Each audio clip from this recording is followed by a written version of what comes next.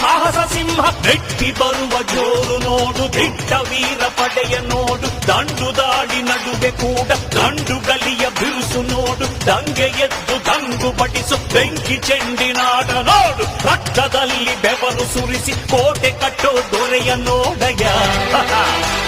ಇವನಿದ್ದ ಕಡೆಯಲ್ಲೆಲ್ಲ ಘೋರ ಸಿಂಹ ಗರ್ಜನೆ, ಅದು ಯಾರು ಬಂದರು ಕೊನೆಯಾಗದು ಸಿಂಹ ಗರ್ಜನೆ.